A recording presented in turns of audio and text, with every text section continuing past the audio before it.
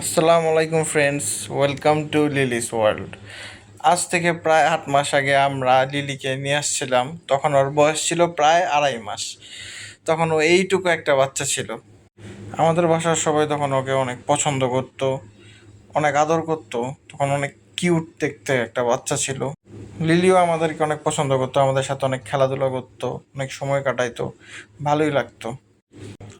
এখন প্রায় 8 মাস পর এখন ওর বয়স হলো প্রায় 11 মাস।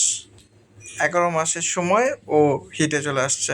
হয়তো এর আগে একবার হিটে চলে আসছিল, তখন বুঝতে পারি নাই, হয়তো বা একটা হিট বা দুইটা হিট স্কিপ হয়ে গেছে। যখন ইউটিউব দেখতে বললাম, তখন বুঝলাম যে ইউটিউব দেখে বুঝলাম যে বিড়াল হিটে আসলেও সিমটমগুলো কীরকম কীরকম আচার আচরণ করে। যখন হিটে চলে আসে তখন অনেক ডাকাডাকি করতো, তো বুঝতাম না যে সমস্যাটা কি, এত ডাকাডাকি করতেছে কেন। পরে যখন বুঝতে পারলাম যে আসলে বিড়ালটা হিটে চলে আসছে, লিলি হিটে চলে আসছে, তখন নিয়ে গেছিলাম এক ভাইয়ার বাসায় ব্রিড করানোর জন্য। তো ভাইয়া 2 দিন প্রায় অনেক চেষ্টা করছে, কোনোভাবেই ব্রিড করাইতে পারে না। ও অনেক মানে নতুন বাসা তো, আসলে ও একা বড় হয়েছে, তো এই জন্য যখন ওই ভাইয়ার বাসায় গেছে, ভাইয়ার বাসায় অনেকগুলো বিড়াল ছিল, এইগুলো দেখা অনেক রাগ হয়ে গেছে, অনেক ভয় পেয়ে গেছে। তো ভাইয়া আমার 2-3বার ভিডিও করে দিছে যে লিলি অনেক রাগ করতেছে, মেজাজ দেখাইতেছে, কোনোভাবেই ব্রিডিং করানো যাইতেছে না।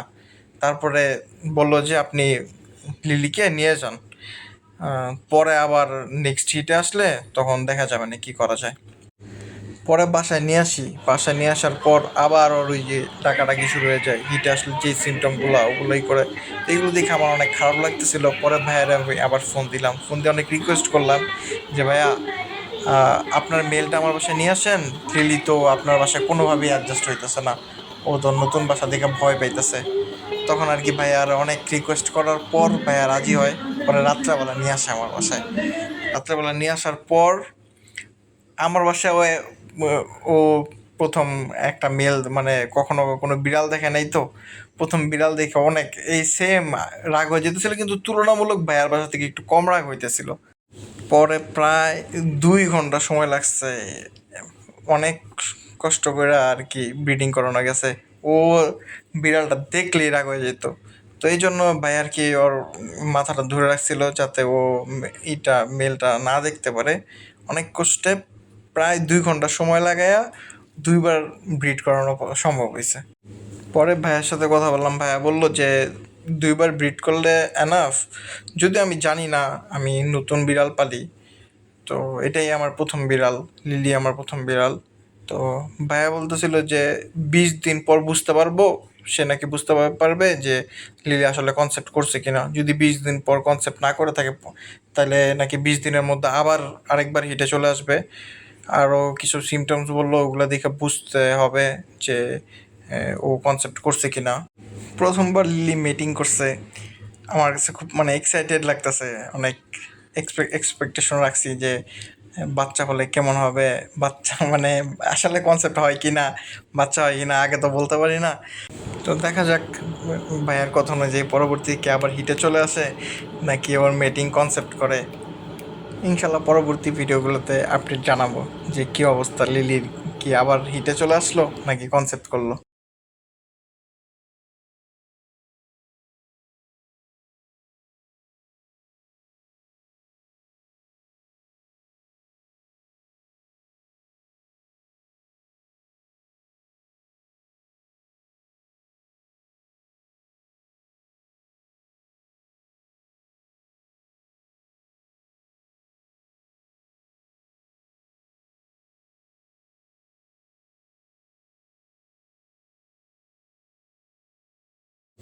আজকের মতো এই পর্যন্তই। তো সবাই ভালো থাকবেন এবং লিলির আপডেট জানতে চ্যানেলটি সাবস্ক্রাইব করে রাখবেন। অবশ্যই পরবর্তী ভিডিওগুলোতে চেষ্টা করব আপডেট জানানোর।